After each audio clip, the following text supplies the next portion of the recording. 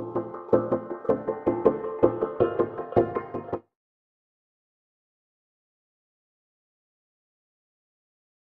están? Muy buenos días. Gracias Martín por la presentación. Como ya mencionó Martín, trabajo sobre la priorización de las zonas donde se pueden realizar proyectos de generación eólica. El título es un poquito improvisado, pero más o menos así fue que se escogió entre CELEC y el INER.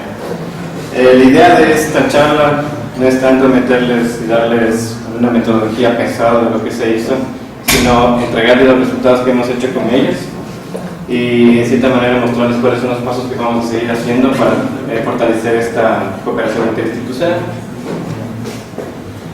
Este trabajo lo hemos venido realizando con el equipo de SIC, que está conformado por Giovanna Villepes, Alejandra Guevara y Gabriel Gaona, y también el equipo de eólica del cuarto piso, que estoy yo, está la Jessica Constante, Celito Moya, que de cierta manera están en nuestros proyectos divididos y todo, pero siempre están apoyando la parte de eólica.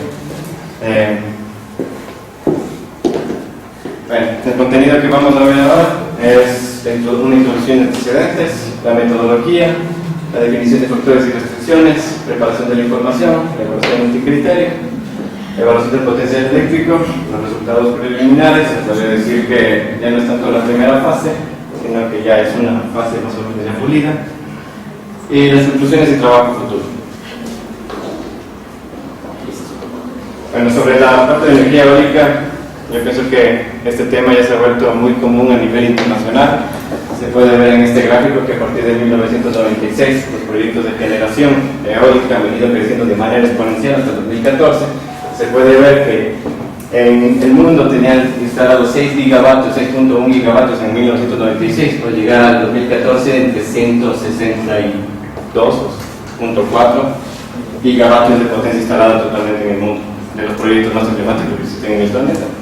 Entonces, base a este grafiquito nos puede dar cuenta cómo nos ha venido dando una importancia a esta parte para la generación a nivel mundial y cubrir de cierta manera la demanda que se presenta, la demanda eléctrica en algunas zonas, o países o para las diferentes aplicaciones.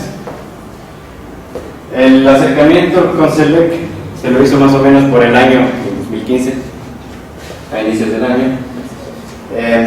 Esto se vino con una conversación que nos pidieron por medio de un email que les ayudemos a revisar un proyecto. Eso lo llevaba Andrés Montero antes, tal vez en diciembre del año pasado, y nos puso en contacto con un doctor de la SPOL para que revisemos un proyecto en conjunto con CELEC y que ese proyecto se vaya ajustando a las necesidades de CELEC. Bueno, no sé cómo estará el estado de ese proyecto porque lo hemos revisado, dimos las observaciones y eso se fue. La cuestión es de que en las reuniones CELEC nos pidió ciertos resultados de lo que hemos tenido nosotros en el proyecto de análisis de comportamiento de un parque eólico en condiciones extremas. Al parecer les gustó mucho y nos explicaron sus necesidades y nos dijeron, ¿saben qué? Actualmente a lo que a nosotros nos interesa este año, o lo que iba a empezar en este año, que fue ya por enero, era saber qué lugares específicos ellos podían comenzar a priorizar zonas para instalación de parques eólicos. En ese momento fue como, los resultados del anterior proyecto nos ajustaban mucho porque había que hacer otros tipos de análisis, porque nosotros necesitábamos torres de medición en un lugar específico para priorizar la zona y decir si es factible o no. Ellos querían un paso anterior. Ellos querían priorizar las zonas para instalación de torres de medición, que esa es la metodología que les voy a presentar ahora. Entonces, en ese contexto se trabajaba en el fortalecimiento interinstitucional entre el MER, el MIC, CELEC y el INER. Una vez que se han empezado los acercamientos igualmente de las instituciones con CELEC, a la par se lo ha estado haciendo con el INEPEC por los diferentes intereses que ellos tenían por los proyectos de generación eólica. Al final podemos decir que las entidades que están aquí están totalmente involucradas. Se puede decir que entra una más, que es el Instituto Nacional de Preinversión. A ellos les interesa mucho este tipo de trabajos para ellos también empezar sus estudios de prefactibilidad para la priorización de un parque eólico, si puede ir o no puede. El objetivo de este trabajo es desarrollar una metodología replicable para la priorización de sitios donde se pueden realizar proyectos de generación eólica, basada en una evaluación multicriterio. Bueno, la parte de justificación, que es de vital importancia, o la adecuada localización de los emplazamientos para el desarrollo de instalaciones eólicas. Ahora les puedo decir, aquí en confianza, cómo se han venido escogiendo los lugares para que se busque o priorizar una zona aquí en el país. Tal vez no ha sido de la mejor manera, no sigue una metodología que inclusive se puede ajustar a una norma internacional, como lo que puede ser la IS 61400-1, que te recomienda ciertos parámetros para empezar a hacer los estudios de parque eólico. Aquí Villonaco nosotros lo tenemos, es perfecto ese parque, ha funcionado muy bien, lo hemos visto y es perfecto el parque, tiene un factor de planta cerca del 50%, lo cual es muy común. Pero si nosotros vemos cómo ese parque se priorizó y por qué salió adelante, es un poco extraño porque la torre de medición de ese parque empezó a funcionar en junio del 2012, tenemos los datos, y el parque empezó a funcionar desde enero del 2013. O sea, nosotros tenemos una historial de mediciones y de continuidad de viento, muy poco, 6 meses a la par que se construyó el parque. O sea, ese parque se lo priorizó en cierta manera, tomando datos, ese rato tal vez consultando a la gente, o con base con el que se el viento. Y esas son las cosas que queremos cambiar. Queremos poner metodologías que sean replicables, que tal vez no solo sea la mayor importancia la velocidad del viento, sino más bien el lugar de emplazamiento, y así dar una forma de priorización a una zona. La otra es fortalecer el trabajo realizado por el MED. Ellos saben muy bien que publicaron el Atlas Eólico en el 2013. Aprovechar estos resultados, tomar información oficial y obviamente construir nuevos productos que nos puedan servir a nivel nacional. Ese trabajo busca impulsar el cambio de matriz energética. Bueno, esto ya saben, tratar de diversificar la matriz con la inclusión de temas de energías renovables como eólica. Y bueno, ahora sí empezamos con la metodología. Vamos a la definición de factores y restricciones. Bueno, la metodología para la evaluación multicriterio se realiza mediante el método de promedio ponderado ordenado, el OWA es por las siglas en inglés, donde primero se empieza con la definición de factores y restricciones, donde obviamente se pasa la compilación de la información cartográfica y se identifican los factores y restricciones. Una vez que tenemos toda la recopilación y levantamiento de toda la información, pasamos a la preparación de la información, donde se realiza una rasterización y una estandarización, se homogenizan todos los mapas para que puedan ser analizados y tener el mismo criterio de análisis para cada uno y otro. A partir de una vez que tengas todos los mapas que puedan ser comparables, pasas a una evaluación multicriterio y listo, y al final, ¿qué es lo que necesitamos de aquí? Vamos a tener unas zonas, pero en esas zonas lo que nos interesa saber es cuál es el potencial eléctrico que podrías tú tener, digamos, en un lugar específico como un emplazamiento ya definido. ¿Cuál sería el potencial eléctrico por generación eólica que tú podrías producir? Entonces también tenemos una metodología desarrollada por esto. Realmente utilizamos algunos resultados de lo que hicimos el año pasado en el proyecto. Y estos de aquí fueron desarrollados de cierta manera el análisis multicriterio es un análisis SIG, de sistemas de información geográfica, que nos vinieron dando bastante apoyo a Giovanna Villacrés, Alejandra y Gabriel para cumplir esta parte del proyecto.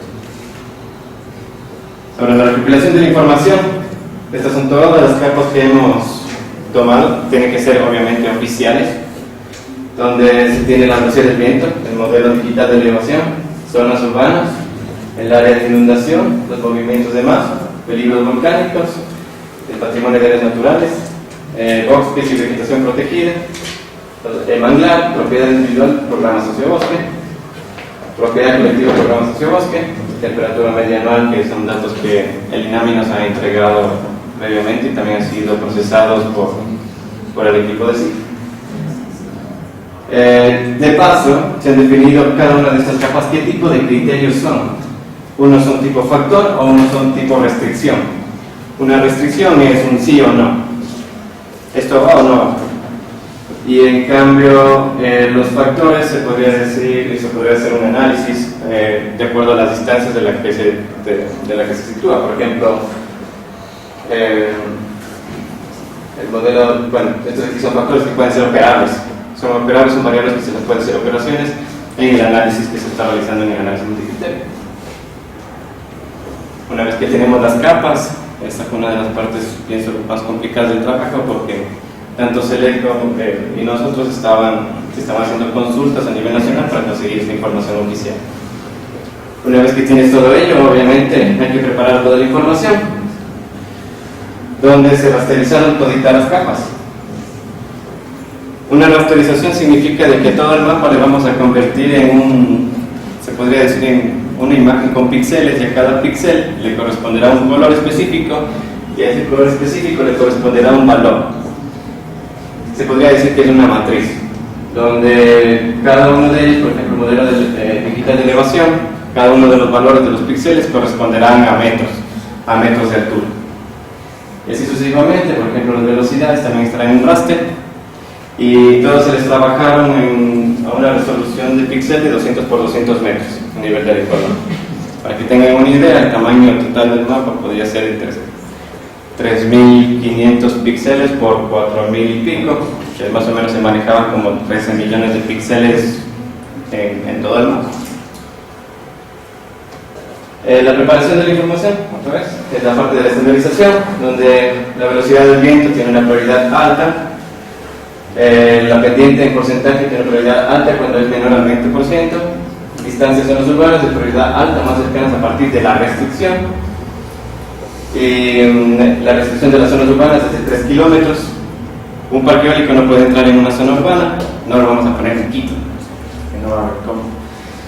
Entonces, digamos, tiene la zona urbana, digamos todo Quito, y 3 kilómetros de distancia de los alrededores, por el tema de expansión de la misma ciudad, no se lo toma en cuenta. Y a partir de ello, pues, lo que tienes como una prioridad alta son las más cercanas a partir de la restricción. Distancia en la red vial, distancia sobre estaciones, por último, área de inundación, movimientos de masa y peligros volcánicos. Esas son restricciones.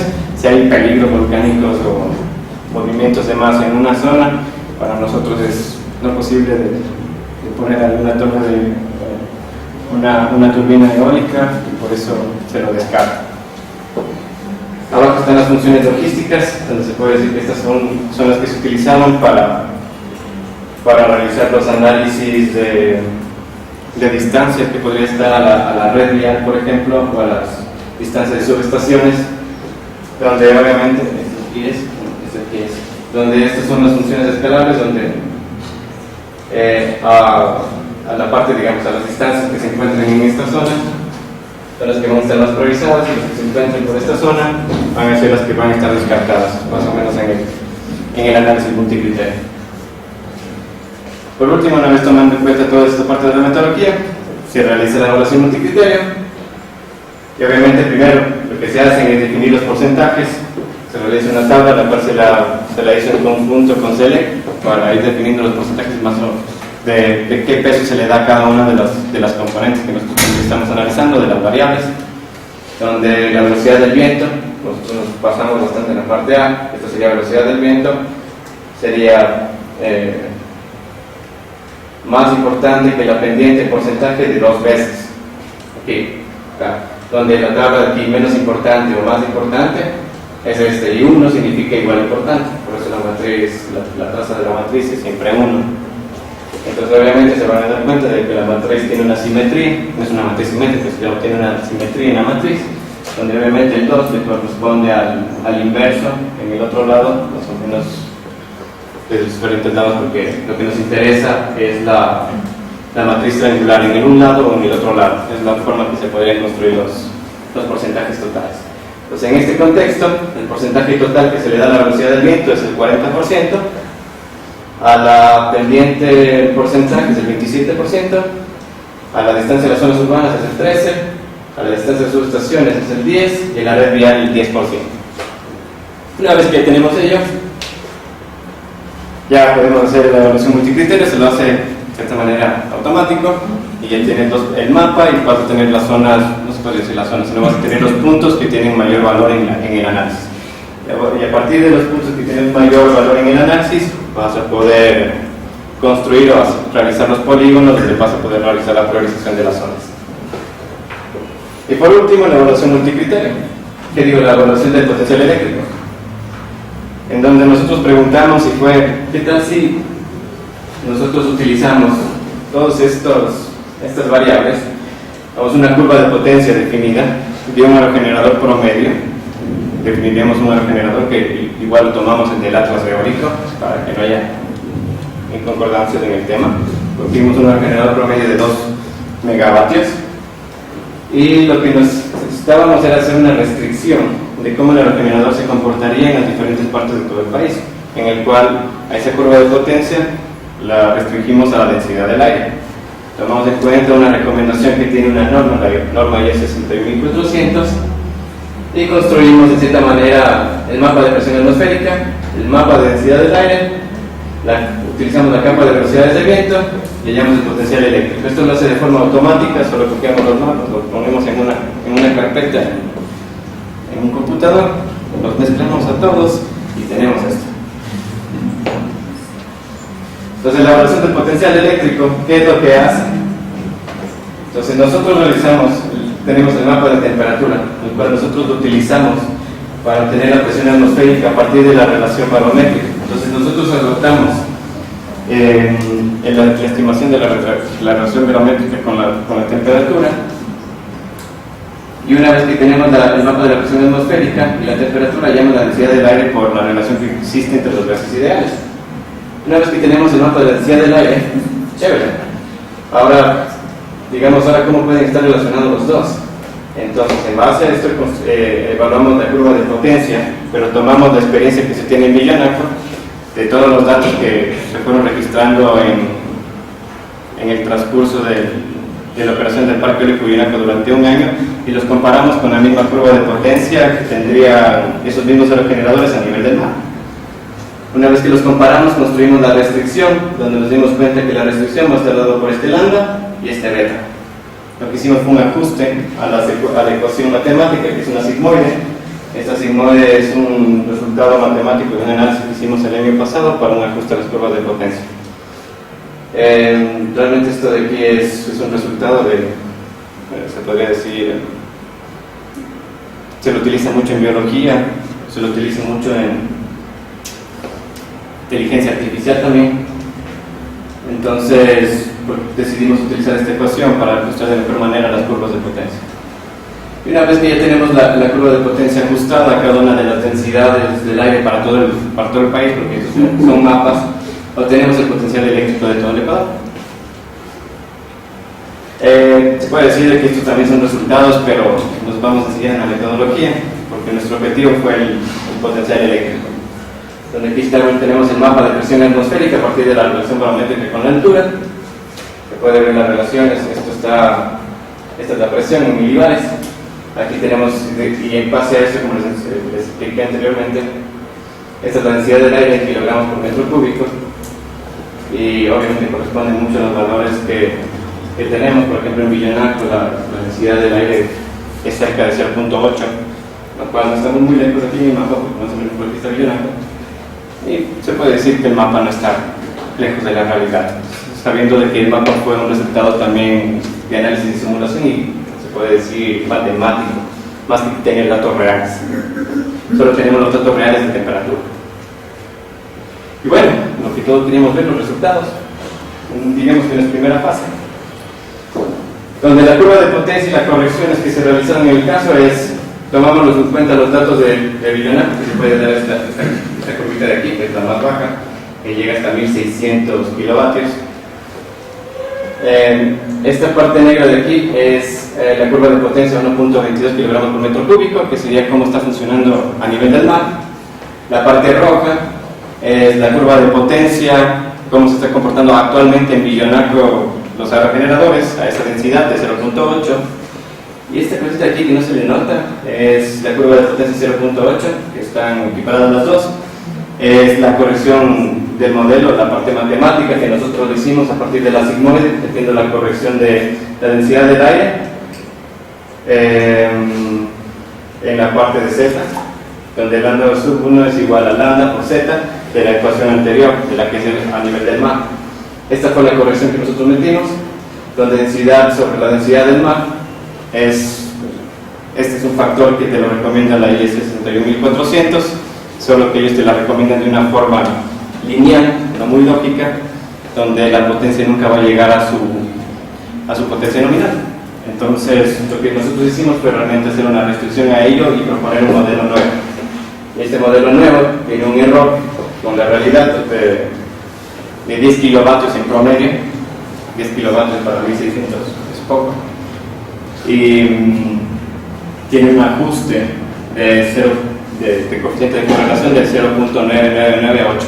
O sea, esta ecuación de aquí, la curva de potencia simulada con la curva de potencia de referencia 0.8, tienen un acercamiento del 0.998. O sea, es casi perfecto el ajuste. En base a ello, se determina, este es el mapa del potencial eléctrico sin la corrección de densidad del aire, donde se vendría obviamente dado que los puntos más significativos son donde tienes velocidades de viento más altas, pero ahora el mismo mapa, utilizando las restricciones de densidad del aire, tenemos de que ya nos pinta diferentes las zonas, donde tenemos obviamente, se nos calcan algunas partes donde las velocidades son muy fuertes, pero tal vez nos calca otras zonas donde no se puede apreciar aquí, pero aquí en unas partecitas donde el potencial es un poco elevado en la parte de la costa, algo que no se podía realmente ni siquiera compararlo en la parte del primer mapa. Esto ya es con la restricción de la densidad del aire, con las ecuaciones mencionadas, y ese sería el mapa que se lo va a utilizar para decir en cuál área nosotros priorizamos y cuánto de potencia instalable vamos a tener en ese lugar. No se podría decir no tanto potencia instalable, sino cuál es la potencia que podríamos tener en ese lugar si instalamos aerogeneradores en cada uno de los píxeles que nosotros veríamos de tiempo. Y ese es el resultado de la evaluación multicriterio. Como yo les dije, no les van a salir zonas directamente del análisis, y una vez que tienes el resultado, tú lo que vas a tener que hacer es ir pintando tus zonas y construyendo los polígonos para tener las zonas ya para hacer la priorización. Y una vez que las tengas pintadas, como aquí hay unos polígonos que Giovanna nos hizo, digamos, cada uno de estos son como unos tipos de circulitos que cierran, es un área cerrada. A esto le cortaríamos con el mapa del potencial eléctrico y obtendrías la potencia que podría estar generando si pusiéramos aerogeneradores en cada uno de los puntos que se encuentran adentro de cada una de las áreas. Y bueno, como conclusiones del trabajo, el mapa de densidad del aire es un producto que se basa en los datos de temperatura media de estaciones meteorológicas y presión atmosférica estimada a partir de la reflexión barométrica. Se puede decir que este es un resultado que puede fortalecer muchísimo el atlas eólico, a partir de que también le estamos dando un mapa aproximado de la presión atmosférica.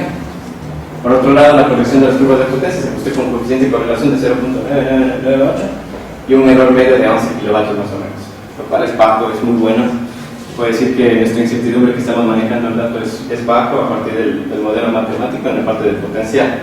Hay que también tener en cuenta que la incertidumbre que se maneja en todo el análisis multicriterio es diferente y hay que sumarles a todos al momento de que ya tenemos la zona priorizada.